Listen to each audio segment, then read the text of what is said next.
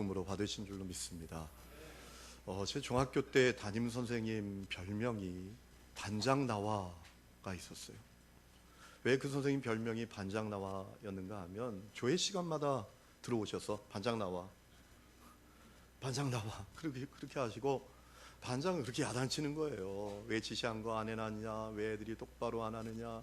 아마 공개적으로 아이들이 있는 데서 반장을 야단치면 아이들이 반장의 그 리더십에 잘 따를지 모를까 이런 마음 때문에 그러셨는지 매일 반장을 불러내서 야단을 치셨어요.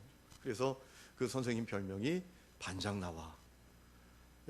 그래서 지나가시면 우리가 그랬다고요. 야, 반장 나와간다. 반장 나와간다.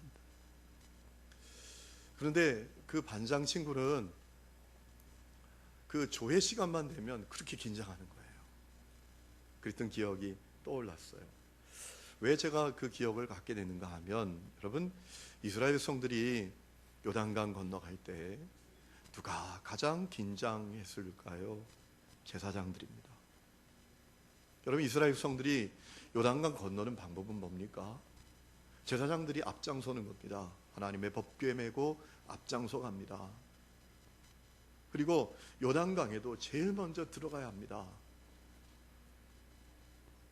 그뿐만 아니라 요단강이 갈라지면 이스라엘 백성들이 요단강을 다 건너갈 때까지, 요단강 도하가 다 끝날 때까지 요단강 한가운데 그 무거운 법궤를 메고 우뚝 기다려 섰어야 합니다.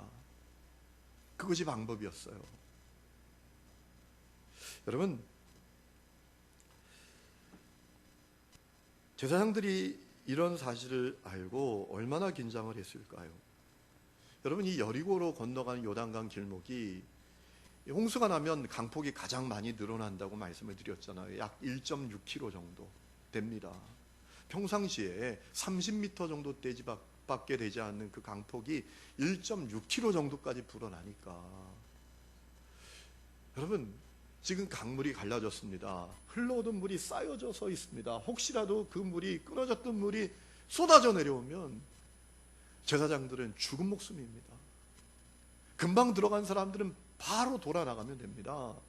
거의 다 건너간 사람들은 빨리 건너가면 됩니다. 그런데 요단강 그 한가운데 서 있는 제사장들은 혹시라도 물이 쏟아져 내려오면 피하지는 못하는 겁니다. 죽은 목숨인 것이에요. 아마 제사장들은 참 쉽지 않았을 거예요. 여러분, 이 여호수아의 명령이 떨어집니다. 출발! 그럴 때 이 제사장들이 어떻게 하죠? 하나님의 법궤를 메고 앞장섭니다. 그리고 요단강을 향해서도 첨벙 그 시뻘건 홍수난 물에 들어가기 시작합니다.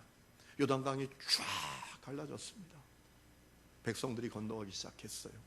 그리고 백성들이 다 건널 때까지 그 법궤를 메고 강 한가운데 서 있었던 거예요.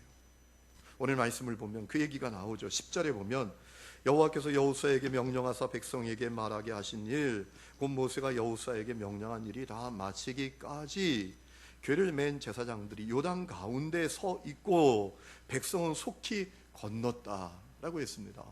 그리고 11절 말씀 가보면 모든 백성이 건너기를 마친 후에, 백성들이 다 건너간 후에 여호와의 궤와 제사장들이 백성의 목전에서 건넜다라는 겁니다. 여러분, 저는 이 말씀을 보면서 문득 이런 생각이 들었어요. 아니, 제사장들은 무슨 생각으로 그렇게 한 거야? 그들은 다 목숨이 2개씩이라도 있는 거야. 무슨 정신으로 그렇게 한 건가?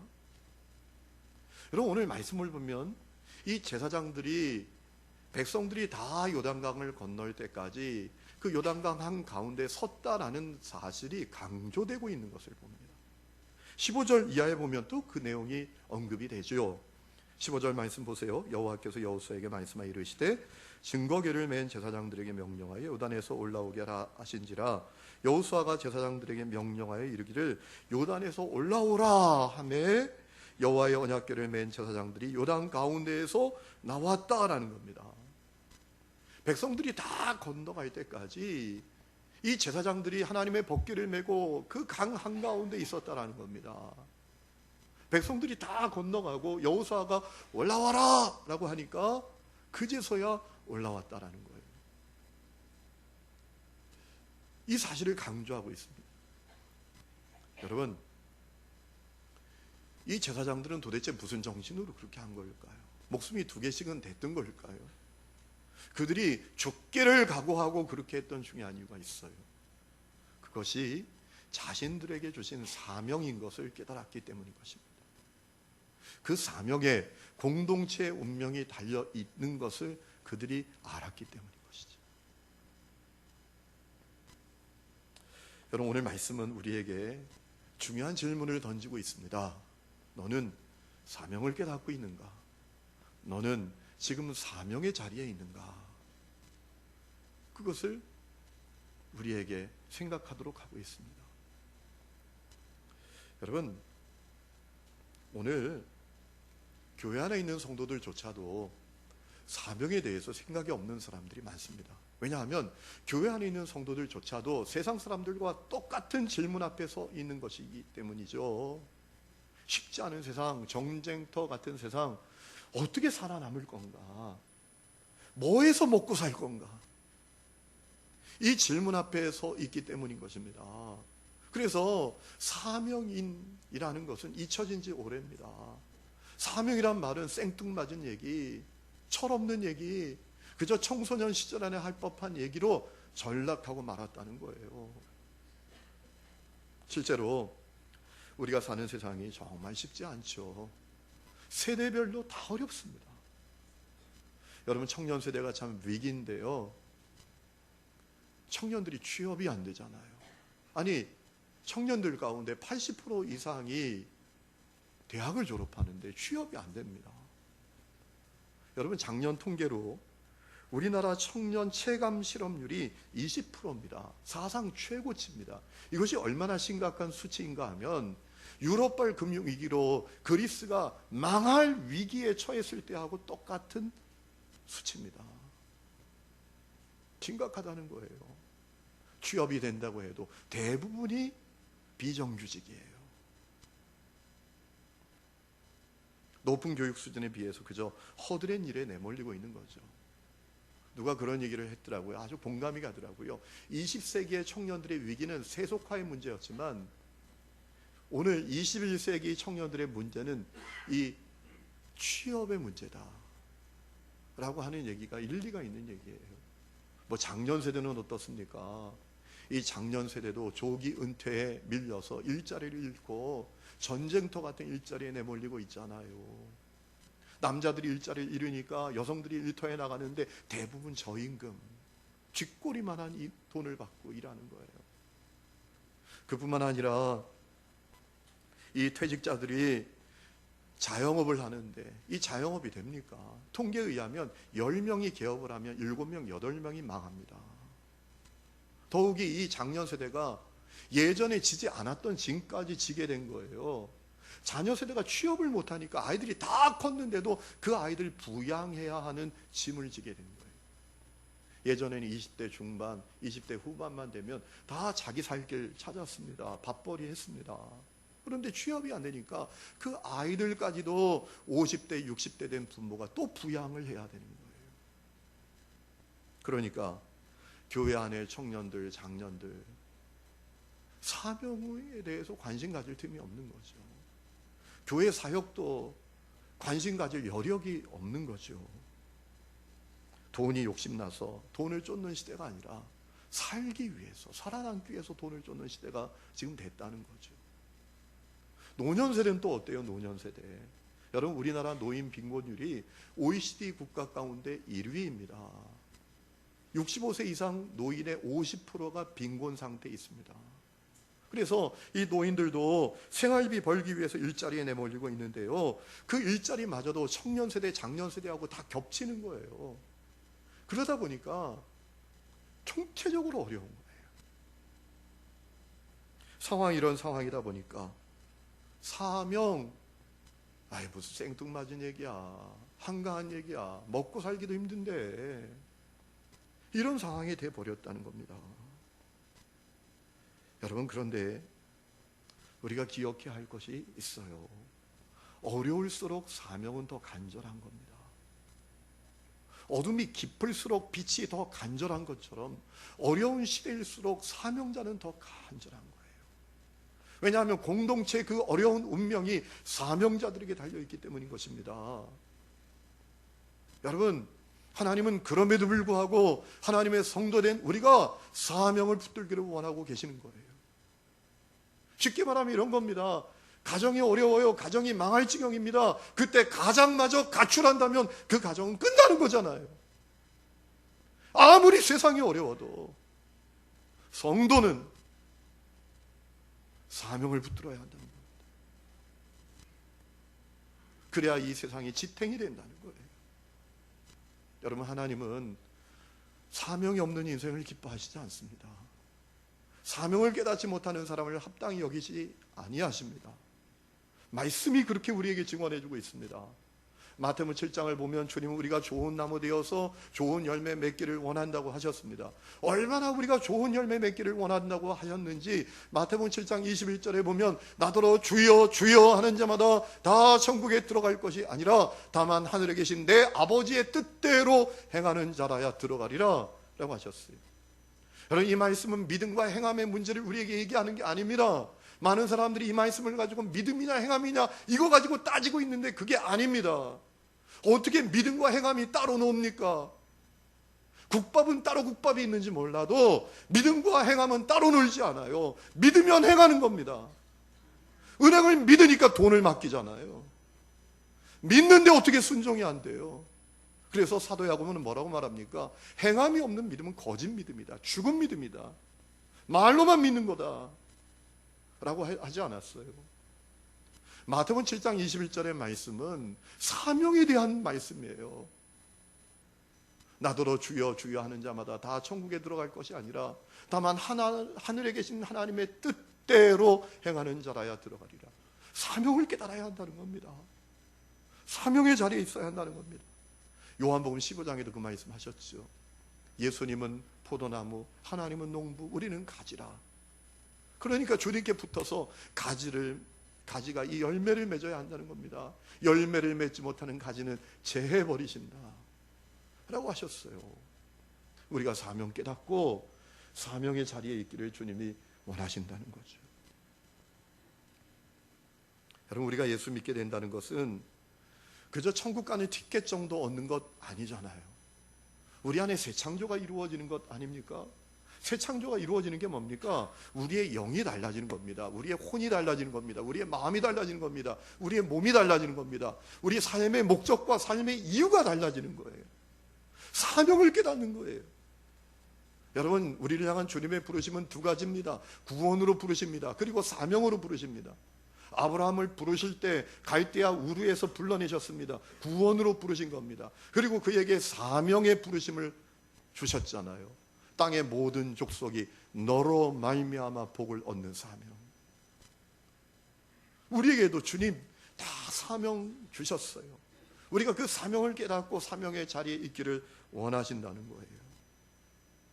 여러분, 우리가 영적인 눈을 떠서 보면 세상에서 아무리 대단한 일을 하고 대단한 지위에 있다라고 할지라도 그가 사명에 대해서 생각이 없다면 그는 영적으로 보면 백수입니다. 아무것도 아니에요. 근데 우리가 그걸 못 깨달으니까 문제죠. 이인환이라는 사람이 쓴 책 가운데 고래여 춤추지 말라라는 책이 있습니다. 그 책에 보면 사람이 가두어 놓은 수조에서 춤추는 고래의 비극에 대해서 고발을 합니다. 여러분, 바다가 깊죠, 넓죠. 왜 그렇게 깊고 넓습니까? 바다가 깊고 넓어야 그 넓고 깊은 바다를 누빌 수 있는 것들이 있기 때문이죠. 그 가운데 하나가 고래입니다. 고래는 넓은 바다를 누벼야 합니다. 그런데 그 고래가 사람이 만들어 온 수조에서 춤추고 있다는 거예요. 사실 춤추는 게 아니죠. 사람이 죽인 먹이를 따라서 사육사에 의해서 움직이는 것 뿐이죠. 근데 우리 눈엔 그게 춤추는 거로 보이는 거죠.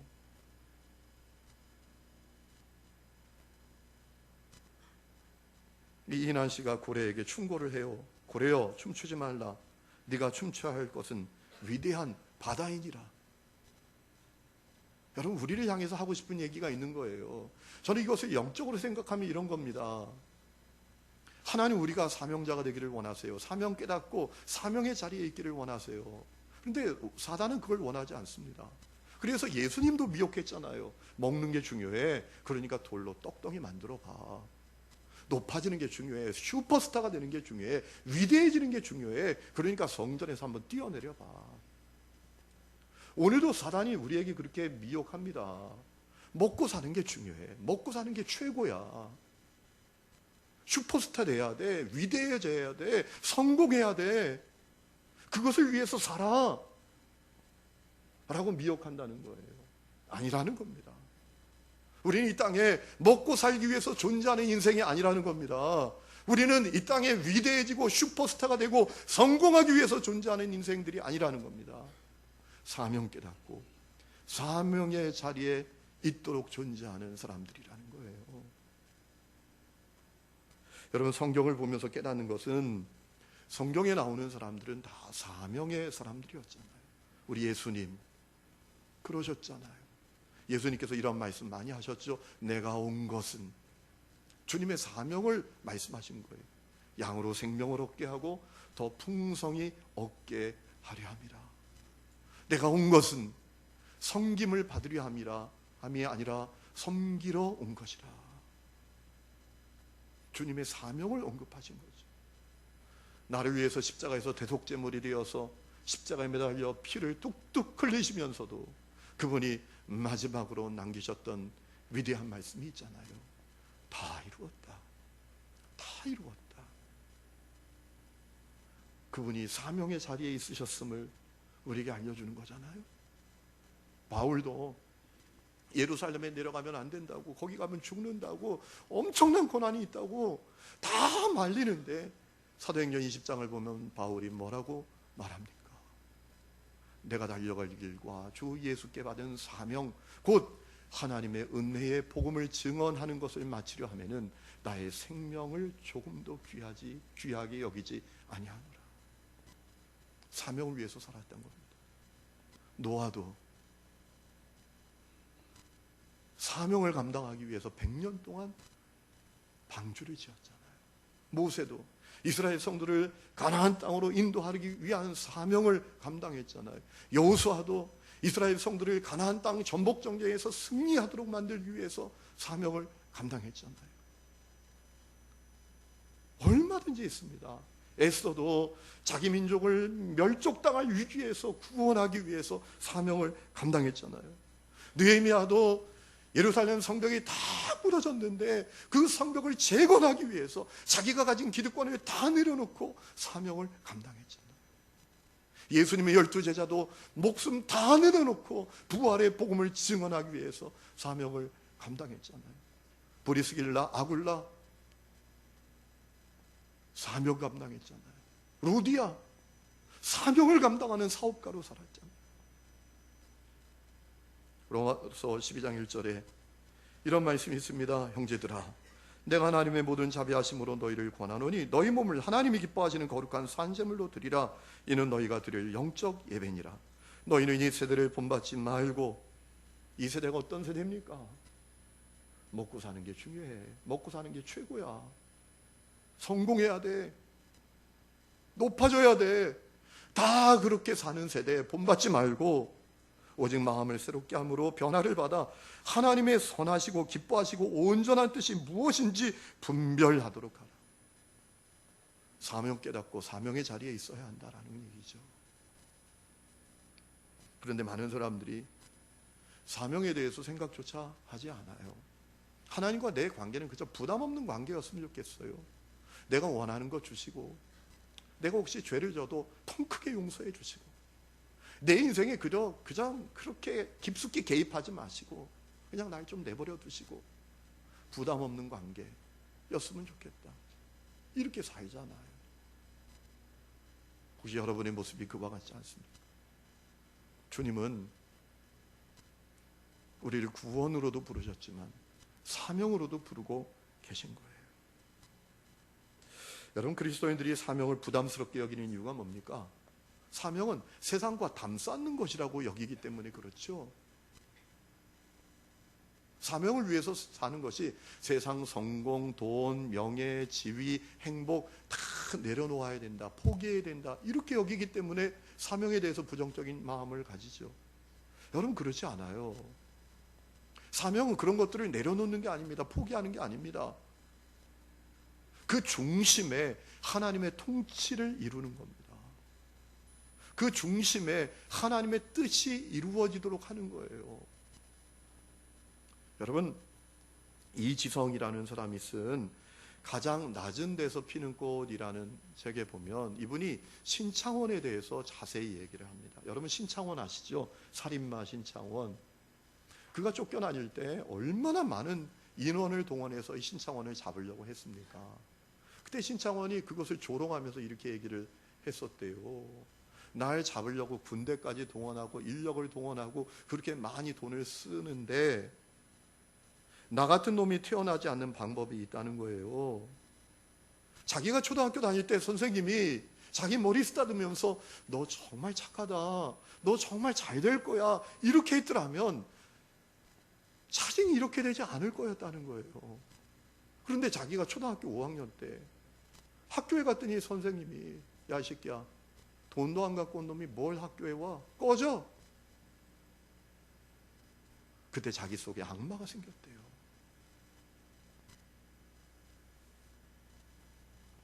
여러분, 사명은 세상 지위를 다 포기하는 게 아닙니다. 교사도 돼야죠. 교장도 돼야 합니다. 의사도 돼야 합니다. 사장도 돼야 합니다. 부장도 돼야 합니다. 그러나 그 중심에 주님의 통치를 놓는 것입니다. 거기에 주님의 뜻이 이루어지도록 하는 거예요. 주님의 뜻은 어떤 것입니까? 하나님을 사랑하고 사람을 사랑하고 섬기고 십자가 복음이 증언되는 거. 그거 아니겠어요? 그런 사람들이 사람을 살리고 세상을 살리지 않습니다.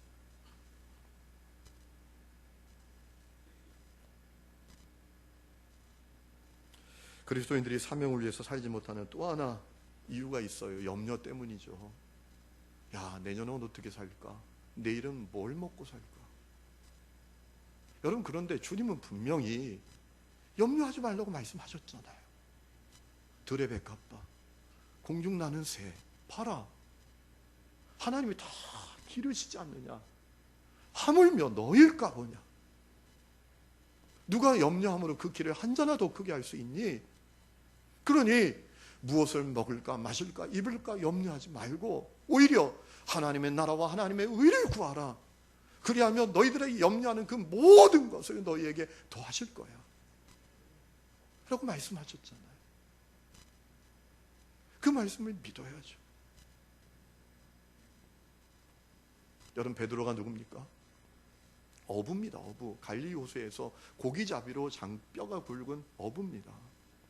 어느 날 고기를 잡는데 한 마리도 못 잡았어요. 밤새도록. 아침이 되어서 지친 몸과 마음으로 그물을 씻는데 예수님이 다가오셔요. 말씀하십니다. 깊은 데로 가서 그물을 내려라. 그 말씀 앞에 베드로가 자기 운명을 바꾸는 이야기를 드리잖아요. 고백을 드리잖아요. 제가 밤새도록 수고했지만 잡은 것이 없지만 당신의 말씀에 의지해서 그물을 내리겠습니다. 말씀을 제가 믿고 그물을 내리겠습니다. 그때 어떤 역사가 일어났습니까? 뭐 그물이 찢어지도록 고기가 잡힐 것은 말할 것도 없고 그 무식한 베드로가 세계 선교의 선봉에서는 주님의 사도가 되었어요. 여러분, 염려하지 말아야 합니다. 오늘 우리가 주님의 말씀을 믿어야 할 줄로 믿습니다. 주님의 말씀을 믿어야 합니다. 돌보겠다, 책임지겠다, 우리를 빈금을 되게 하시지 않겠다. 그 말씀을 믿어야 하는 겁니다. 그러면 어떻게 우리가 이 전쟁터 같은 삶 속에서 사명의 자리에 설 수 있을까? 여러분, 최윤식 박사라는 분이 있습니다. 이분이 특별한 공부를 했어요. 미래학이라는 공부를 했습니다. 그래서 어떤 기업의 미래, 국가의 미래, 공동체의 미래를 컨설팅하고 자료를 만들고 그런 일을 하는 분인데 크리스찬이에요. 그래서 얼마 전에 이분이 기독교계의 센세이션을 일으키는 책을 하나 썼잖아요. 한국교회 미래지도. 한국교회는 도대체 미래에 어떻게 될 건가? 거기에 대해서 분석하는 책을 썼잖아요. 충격적인 보고들이 많죠. 야, 우리가 정신 차리지 않으면 이 교회 참 어려워지겠구나라는 그런 실제적인 보고들이 가득한 책을 썼는데, 그분이 올해 초에 책을 하나 썼어요. 다시 사명이다라는 제목의 책을 썼어요. 사실 오늘 말씀의 제목을 제가 그 책 제목에서 차용해 온 거예요. 다시 사명이다. 그분이 이 전쟁터 같은 세상에서 어떻게 우리 그리스도인들이 사명을 붙들고 사명의 자리에 설 수 있을까? 아주 여러 얘기를 했지만 핵심적인 두 가지는 이런 겁니다. 첫째, 믿어야 한다는 겁니다. 믿음을 가져야 한다는 거예요. 어떤 믿음인가? 그래서 막연히 잘 될 거다 이런 믿음이 아니라 하나님이 누구신지에 대해서 분명히 믿어야 한다는 겁니다. 여러분, 하나님이 누구십니까? 우주의 통치자십니다. 이 땅의 통치자십니다. 아멘입니까?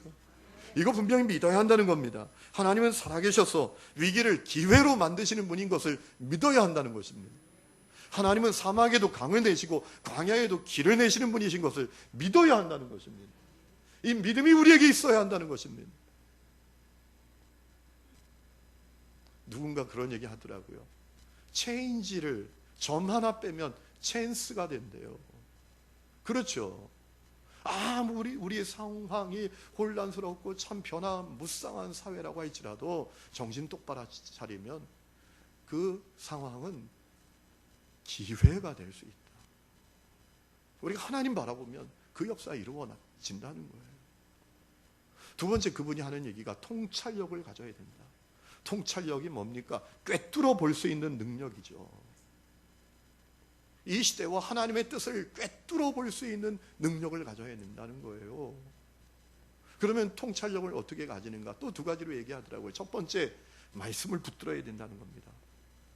말씀 속에서 통찰력을 얻게 된대요. 말씀 속에서 하나님의 뜻을 발견하게 된대요. 말씀 속에서 사명을 깨닫게 된다는 거죠. 그리고 기도해야 한다는 겁니다. 우리가 기도할 때 지금 이 시대의 흐름이 어떻게 되는 것인지, 이 시대의 영적인 흐름이 어떤 것인지, 이 시대에 담긴 하나님의 가치가 무엇인지를 기도할 때 깨닫게 된다는 거죠. 여러분, 많은 사람들이 이 사명을 직업의 문제라고 생각해요. 여러분, 그런데 사명은 직업의 문제가 아니에요. 또 어떤 사람들은 사명을 교회 봉사라고 생각해요. 이 말 자체도 참 나쁘잖아요. 봉사라는 말은 나보다 못한 사람, 좀 어려운 사람, 부족한 사람들에게 내가 뭘 베풀 때 봉사라는 말을 쓰는 거지, 하나님께는 봉사란 말을 쓰면 안 돼요. 하나님은 독생자까지 우리를 위해서 내어주실 정도로 우리에게 한량없는 은혜와 사랑을 베풀어 주셨잖아요. 그러니까 우리가 하나님은 섬긴다고 말해야 돼요. 당신 봉사 뭘 합니까? 이게 아니라 당신은 주님을 위해서 어떻게 섬기고 있습니까? 이렇게 물어야 한다는 거죠, 사실. 여러분, 많은 사람들이 사명을 교회 봉사 정도로 생각하고 직업 바꾸는 거라고 생각하는데 절대로 그렇지 않아요. 사명은 뭐냐? 오늘 이 시대적인 상황 속에서 하나님께서 기뻐하시는 가치를 붙드는 거예요. 내 삶의 자리에서 말씀을 묵상하고 기도하면서 하나님께서 내 삶의 자리에서 붙들기를 원하는 가치가 뭐냐? 그거 붙들고 씨름하는 게 사명이라는 거예요. 여러분, 꿈이 있는 자유라는 그룹이 있습니다. CCM 그룹 가운데 그 그룹이 부른 노래 가운데 소원이라는 노래가 있어요. 제가 그 소원이라는 노래를 이렇게 떠올리면서 기가 막힌 고백이다라고 생각했어요. 그 소원이라는 노래의 첫 가사가 어떤 것이에요? 이런 거 아닙니까? 삶의 작은 일에도 그 마음을 알기 원하네. 내가 작은 삶의 자리에 있을지라도 이 내 삶의 자리를 향한 주님의 뜻이 무엇이지? 주님의 마음이 무엇이지? 주님의 가치가 무엇이지? 그걸 깨닫는 게, 그리고 그걸 붙드는 것이 사명이라는 거예요. 그리고 또 이렇게 되어 있잖아요. 그 길, 그 좁은 길로 가기 원하네. 여러분, 사명은 직업 바꾸는 게 아닙니다. 내 삶의 자리에서 하나님이 원하시는 게 뭐냐? 하나님이 기뻐하시는 게 뭐냐? 하나님께서 가치 있게 여기시는 것이 뭐냐? 그걸 붙들고 그 길을 가는 게 좁은 길이에요. 선교사 가는 게 좁은 길 아닙니다. 내 삶의 자리에서 주님이 원하는 게 뭐지? 주님이 기뻐하시는 일이 뭐지? 주님께서 정말 가치 있게 여기시는 것이 무엇이지? 그걸 깨닫고 때로는 힘들고 어려워도 그 길을 끊임없이 가는 게 그게 사명이라는 거예요. 내 직장에서 주님이 내게 섬기기를 원하는 사명을 주셨으면 놀림을 받아도 핍박을 받아도 섬기는 길을 가는 거예요. 내가 사업장에서 내 직원들에게 복음을 전하는 그 사명을 깨달았다면 힘들고 어려워도 그게 가는 게 사명인 거예요. 그게 사명이죠. 저는 여러분이 여러분의 삶의 자리에 주님이 주신 사명이 무엇인지를 깨닫는 역사가 있기를 주의 이름으로 축원합니다. 여러분, 미국에서 가장 존경받는 인물 가운데 한 분인 마틴 루터킹 목사님이 계십니다. 평생 흑인 인권운동, 흑인도 사람답게 사는 운동을 위해서 헌신한 분인데 이분이 39살에 총탄에 맞아서 숨지게 되었잖아요. 그분이 생전에 남겼던 아주 유명한 얘기가 있습니다. 이런 말씀하셨어요. 모든 비극 중에 최악의 비극은 젊어서 죽는 것이 아니다. 75살까지 살아도 한 번도 인생을 제대로 살지 못하고 죽는 것, 그것이 비극적인 것이다. 가장 커다란 비극이다. 아마 자기의 운명을 예견했던 것 같아요. 사명을 위해서 사는 인생이 복된 인생이라는 거죠. 아무리 길게 살고 오래 살아도 사명을 모른다면 의미 없다는 거잖아요.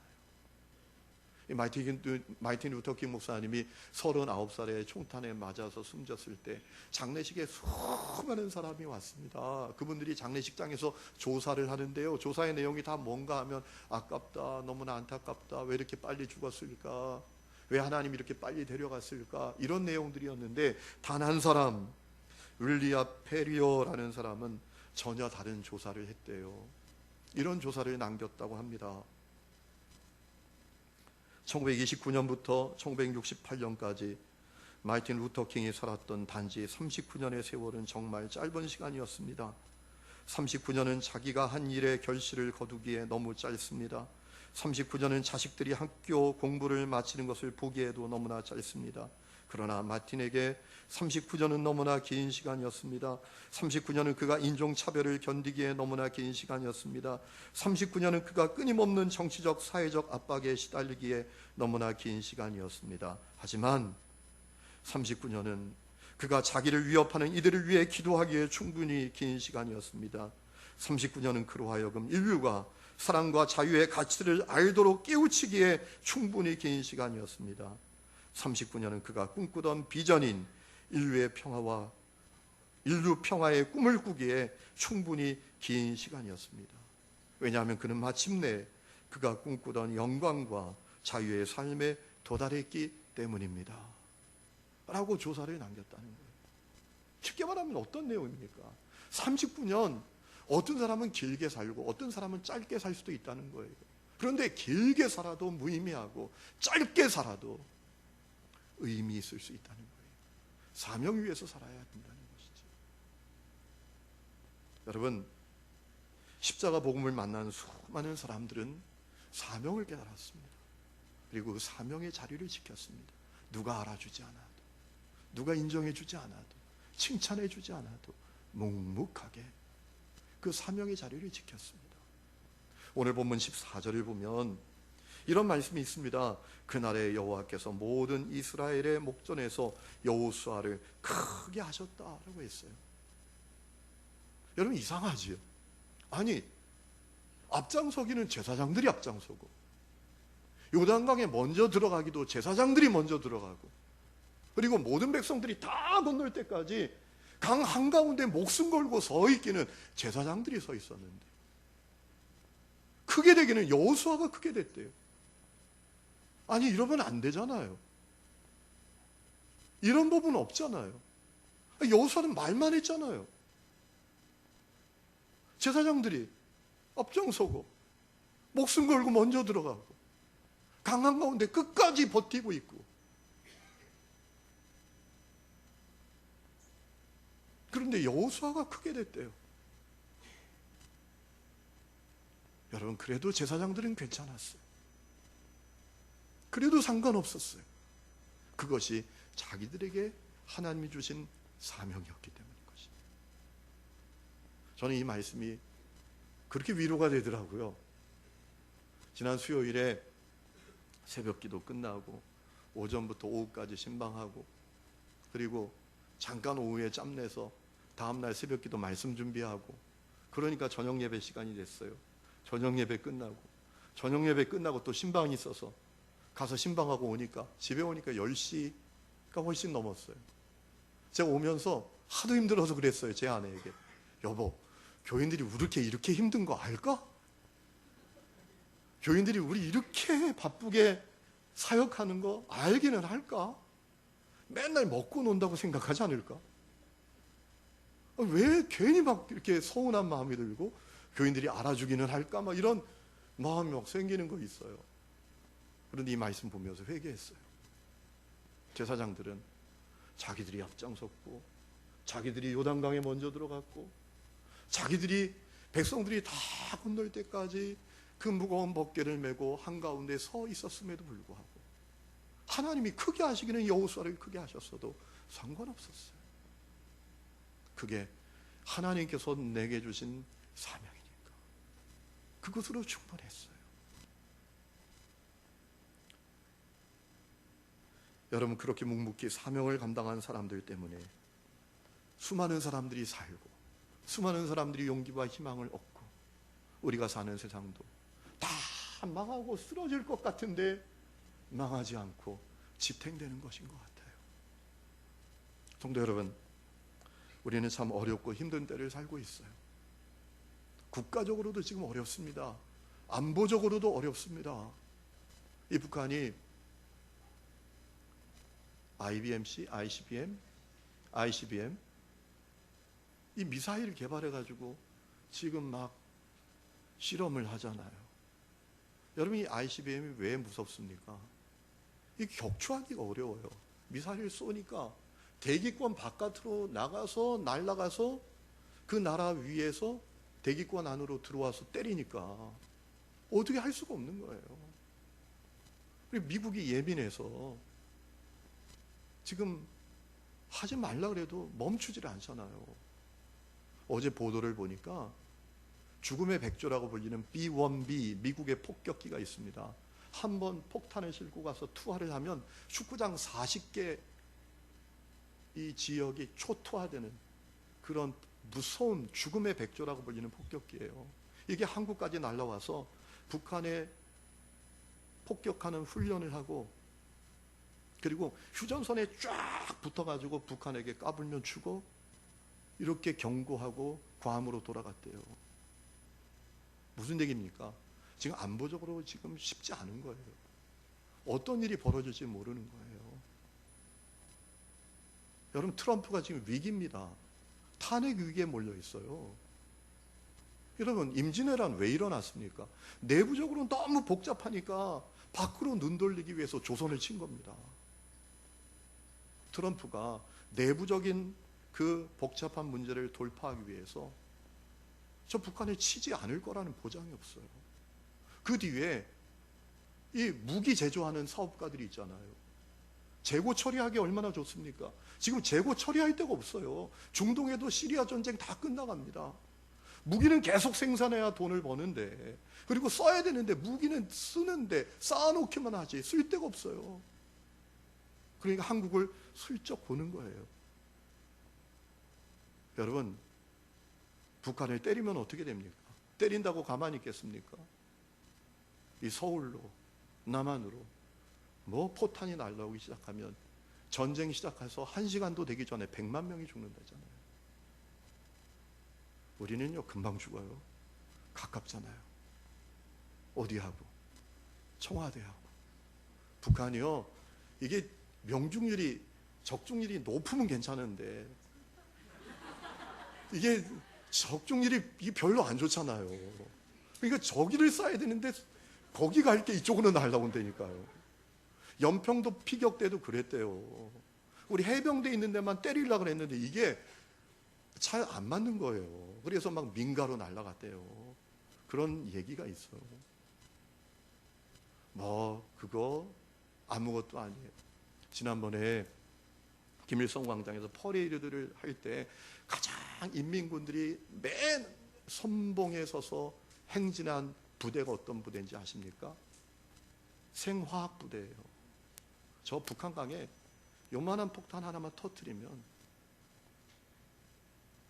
우리는 그냥 뭐 폭탄 맞아서 죽는 게 아니라 얼굴에 다 수포 일어나고 숨 못 쉬고 죽는 거예요.